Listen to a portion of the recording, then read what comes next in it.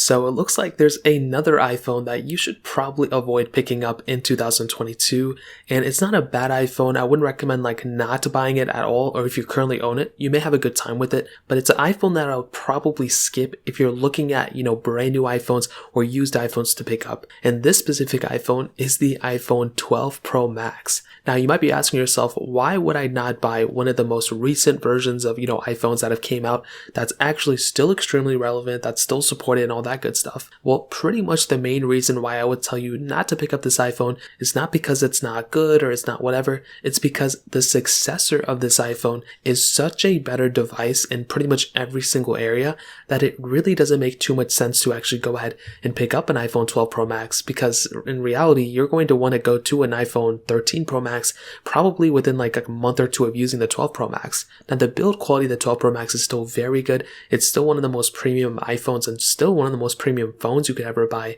But there was one specific complaint that I had with the iPhone 12 Pro Max that is kind of fixed with the newer one, and that specific thing is the battery. We all kind of know about the battery health situation, but the weird thing was that the iPhone 11 Pro Max actually had a bigger size battery as well than the iPhone 12 Pro Max, and that didn't really make too much sense because the 12 Pro Max was a bigger phone, but it had a smaller battery size inside of it. So that was very, very weird. And with the iPhone 13 Pro Max, Apple expanded this battery life so much more that it's actually one of the best battery lives Apple has ever put on their device.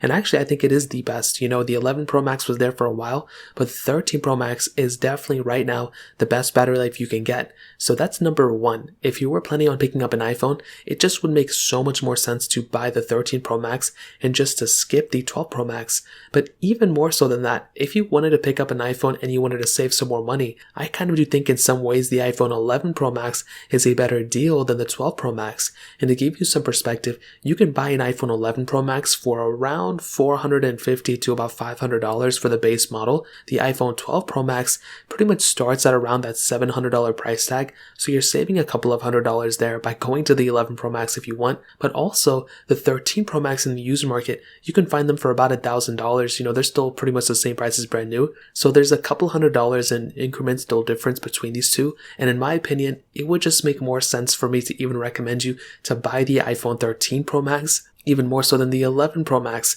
because the 13 Pro Max is bringing that ProMotion display, way better battery life, and just featureability and the better camera setup. It would just make way more sense to purchase that iPhone. I think the 12 Pro Max, if you still own it, it's still a flagship phone. It still has a lot of capability and it's still perfect in so many different ways. But me personally, I think I would probably just recommend skipping that iPhone if you're planning on buying it and going straight to the 13 Pro Max, or going down even to an 11 Pro Max if you want to. So in terms of that pretty much covers it up. If you guys have any other questions or anything like that, let me know in the comment section below. Hit the like button, that would mean so much, but definitely hit that subscribe button. More importantly than everything else, I love every single one of you guys. Hopefully I'll catch you guys in the next video. Peace out till then.